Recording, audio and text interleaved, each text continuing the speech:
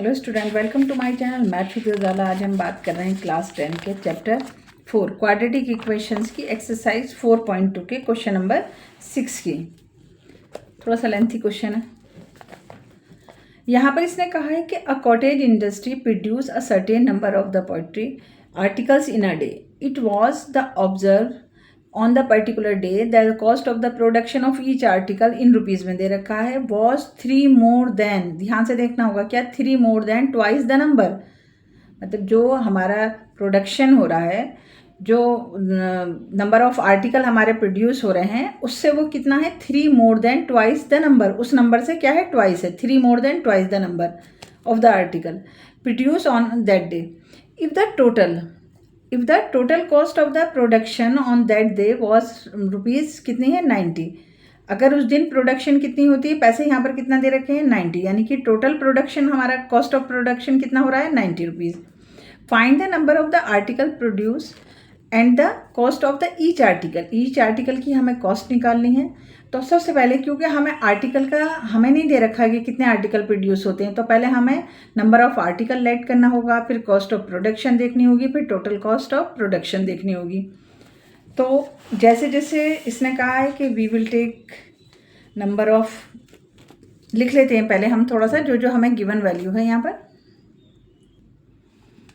तो हमने यहाँ पर लिखा कि नंबर ऑफ आर्टिकल प्रोड्यूस कितने, एक्स लेट हमने यहाँ पर कर लिया। The cost of the production हमें कितनी दे रखी है, 3 मोर देन, देखो ये रहा ना, cost the observe the cost of the production of the each article was the 3 more than twice the number. 3 more than, यहाँ देखो, 3 more than twice the number, 3 more than twice the number, किससे, इससे twice the number हमने यहाँ लिख दिया। अब total हमें कितना दे रखा है प्रोडक्शन इन अ डे, 90, ये हमने यहाँ पर लिख दिया ₹90। अब हमें देखना होगा कि according to this question what will be the cost of.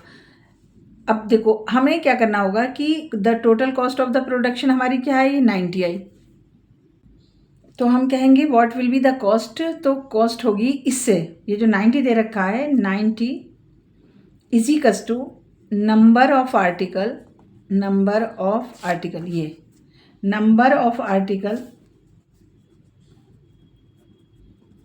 Articles into में कॉस्ट ऑफ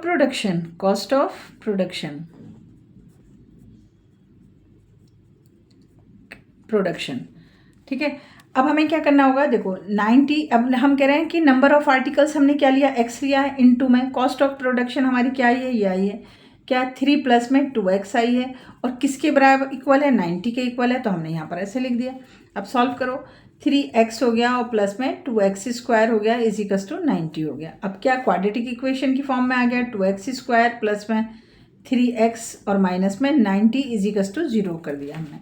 90 को हम इस साइड लेकर आ गए, 90 इज इक्वल्स टू में 0 कर दिया।